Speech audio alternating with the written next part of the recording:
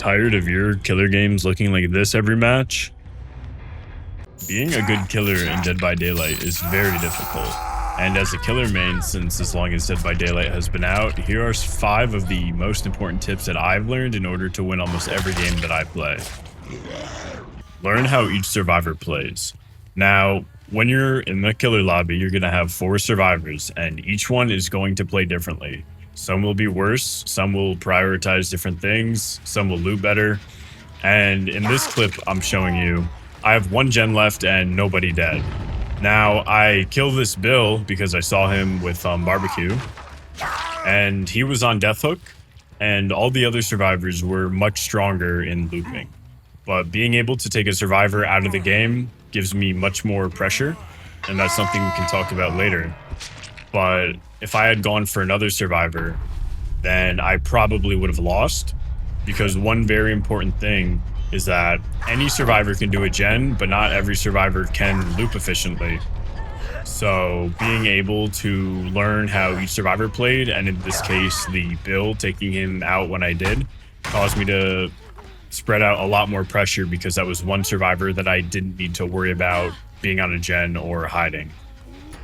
And because of that play that I made with 1 gen left, I ended up winning the game. Now, I gave her hatch because she was a good looper, and sometimes I like to give the last survivor hatch.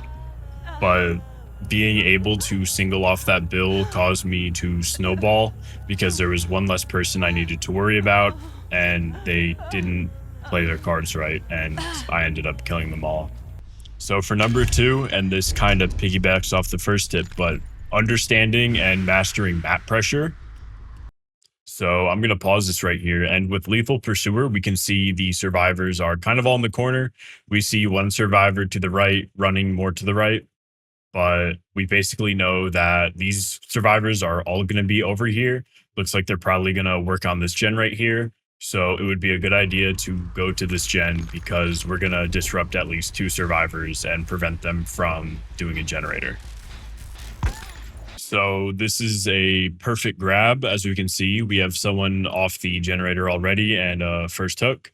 And on the left side, I'll circle it, but we see that we have another survivor running away. So they're not on a gen. But then we can also see into Shack that there is a 3rd survivor that was running away. So that's a 3rd survivor that we know is not on a gen. And the 4th survivor is most likely right here. We can assume that they're going to be in a close proximity because of lethal at the beginning. So we know that all survivors are not doing anything right now, and we can get this hook without really anything to worry about. Now, just looking around, we can see that I have barbecue and chili, and there are no auras, so no survivor has left this close area, and we see scratch marks going away from Shack. So yeah, I mean, we already knew the survivors were going to be over here. The barbecue helped us, but those scratch marks and just the information that we knew that there were no survivors doing anything else, like, led us right to the generator. And now they're off the generator and we're back in chase, putting more pressure. I really have no idea what they were doing, but this is just a free down.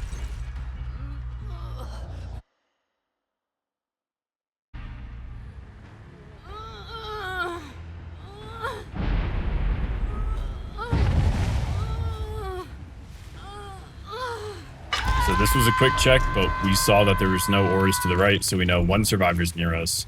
And there are 2 more survivors going to work on this gen. So we're going to go over here, and sure enough, we got both of them off the generator.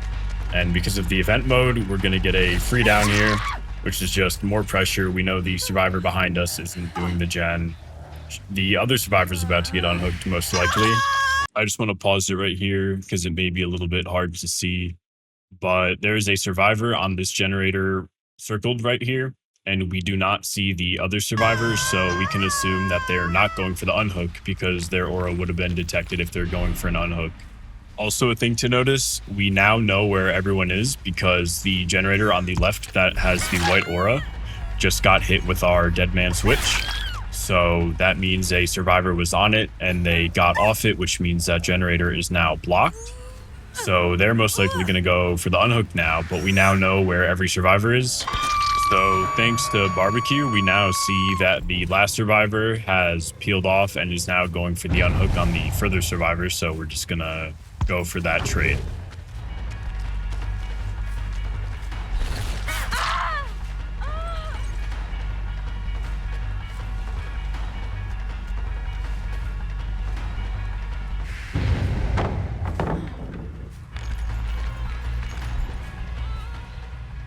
Now, this is just a chase. I thought she was going to be camping that, but I don't really mind chasing her right now because we still have one hook. We have the general location of all the other survivors, and we're still at 5 gens. So there's not really a reason to peel off immediately. And we ended up getting the down here. And we now know that all the other survivors are indeed off the hook.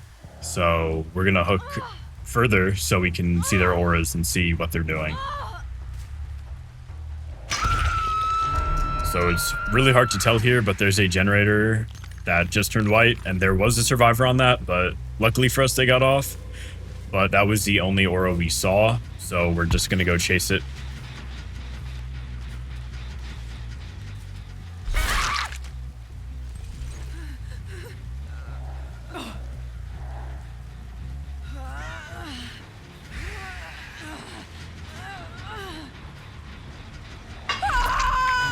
So kind of hard to tell, but we just saw the aura of someone getting unhooked, but we don't see the auras of any other survivors.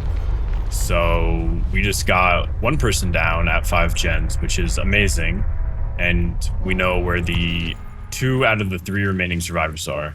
So we're just going to go back over by here because, yep, they healed under. So we know that they're going to be close by.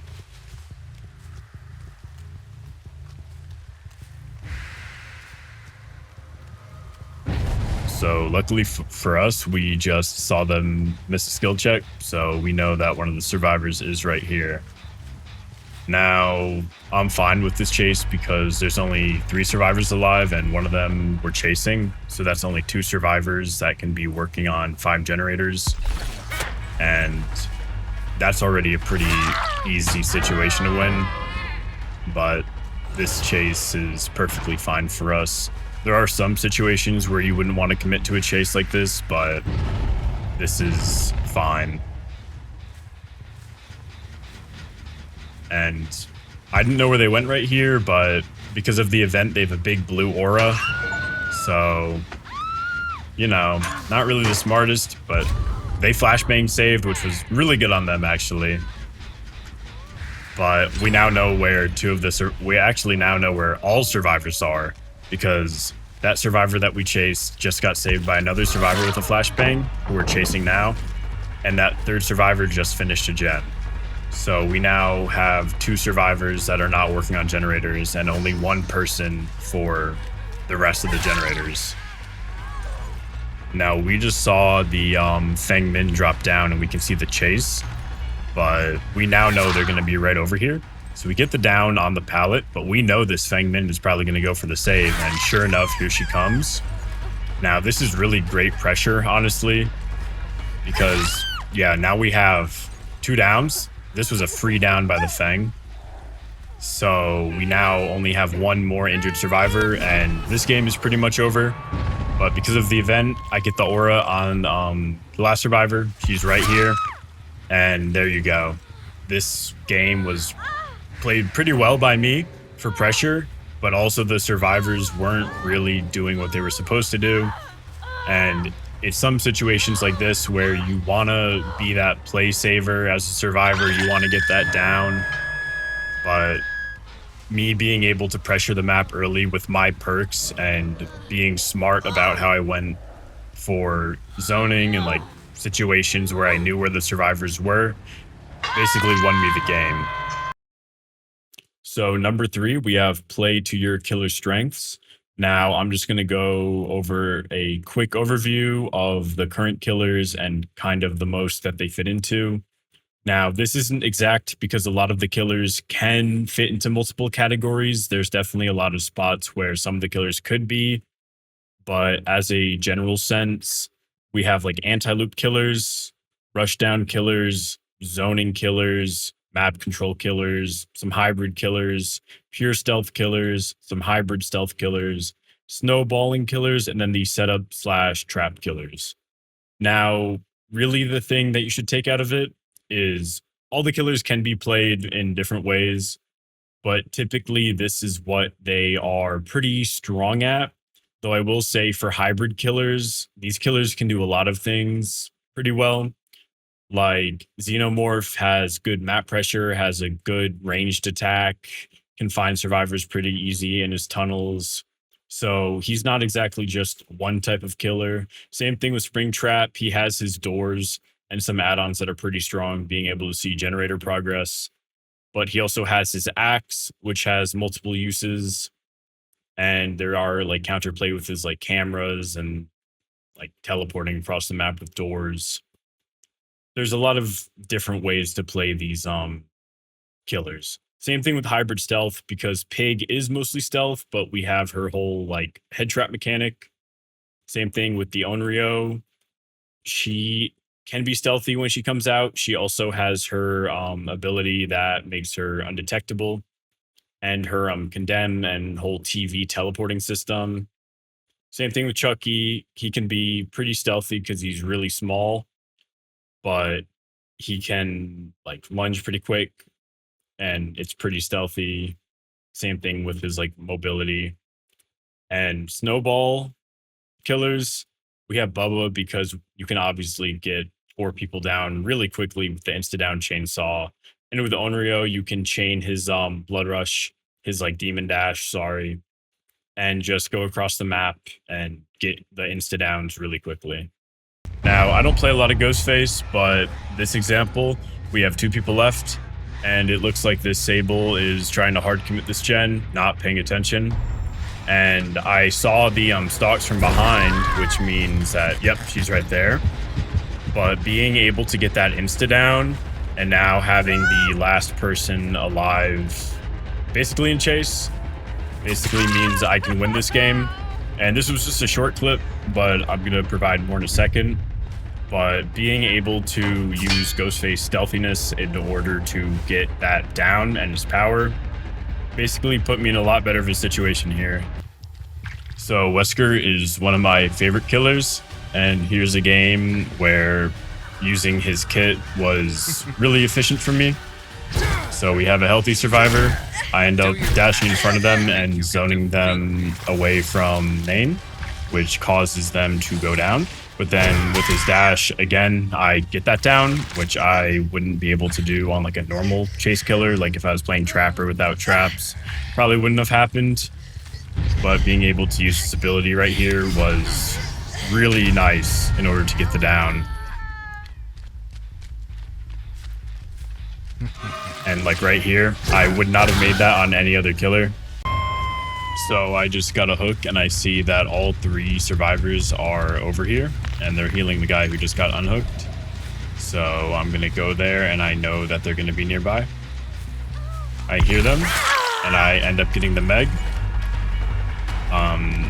You know, didn't really plan on targeting anyone, but being able to get here so fast as well as her kind of, yeah. So number 4, tiles and proper zoning.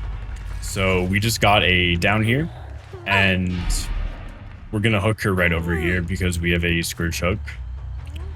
But it's really important to see what happens after this and how I play it. So this is their first hook of the game. And we see a survivor at Shack and another survivor just got off a gen due to dead man's. And now we're going to chase the survivor. We get this hit early on, which is really good for us. But now we're going to zone her to be closer to the hook. And luckily she decides to go to the hook. But now what we're doing, this is a really good example of zoning because we are holding this hook. So Palik 2 can't go for the unhook because they're injured. And we're at least going to get another injure if anyone else comes to unhook. But that zoning alone wasted a bit of progress on that hook stage, getting closer to second hook. They just completed a generator right there, which is nice. And with the peekaboo from the event, we just saw both survivors are across the map. Now, who knows if one of them were going to go for the save? I think they would, because that one dead man switch generator near Shack means that they probably would have went for the unhook if it was clear. But because we got her to second hook, the injured survivor risked her life to unhook and didn't make it. And now we have 3 people on hook, and one person got through 2 hook stages from their first hook. So this is a really good position, and if I didn't decide to keep that chase or didn't zone that survivor into that hook, then most likely we would have seen an unhook and then would have had to hook them again. Now, in this scenario, I want you to imagine that like party pallets are basically not real. And like in this scenario, there's literally no reason to try to loop here. It's a very short loop, very unsafe. And party pallets can be countered very easy with the stun ability or just not getting hit by it. They're pretty easy to mind game because they are very unsafe. But we'll see here his mistake and him not understanding the loop while I understand that it's very unsafe. And yeah, that's a super simple down and DC. So in this case, I see the survivors over to the right are right by pretty strong pallets, pretty strong loops, but we see that she is kind of in the middle of nowhere. So I'm going to commit. And this was a super simple hit. And she's running, I'm not really sure where, but this is like multifaceted for also survivors, but this is a very survivor-sided map in my opinion. But she is not taking advantage of the 2 very strong tiles that we saw. We saw a double pallet tile along with Shack, and instead she ran right out into the open, not doing anything with the pallets. And in this case, this is kind of a counterexample of like what not to do as a survivor, because as a survivor, you want to be at those strong tiles and be able to path to those. So number 5, we have pressure and proper timings for things to keep up pressure. So we hear the survivor right here, get a hit on the Ada, and we're gonna let this chase play out. We covered a little bit of this earlier, but we'll see here in a second when we turn the corner, we'll see the Fang drop down. And we know she's probably gonna go for a save here, but we do know either way, even if she wasn't as close, that we have 2 survivors right here. We know she's close, we're gonna fake it, so she runs at us. And we're gonna leave the Ada slugged, because that puts more pressure on our last survivor, who now knows, especially with this down, that she has to come over here or else it's gonna be a loss. Now, thanks to the event, we can hook far. But we now see, yes, that last survivor was going for a save or for a pickup if we were to go too far. And that pressure of having both of them down, leaving one slugged, we were able to get all 3 kills right here. Now, if we would have picked up the Ada, let's say, if the Fang wasn't as close for a pallet save, then our last survivor could have gone and got the unhook, and they would be away and fine. But this is a good example of slugging when necessary, because keeping them down and being able to get all 3 survivors got us the 4K. So in this clip, I'm playing Huntress, and I see a crow go up in the corner to the left here, so I know that she's going to be going for the unhook. You see the crows going towards that. And this is using Huntress's zoning, so understanding her power along with proper pressure. Because Huntress, I can get very easy downs like this. In this case, I'm not sure what the Sable is doing, but being able to keep my zone as Huntress and using her abilities to get me those 2 downs and death.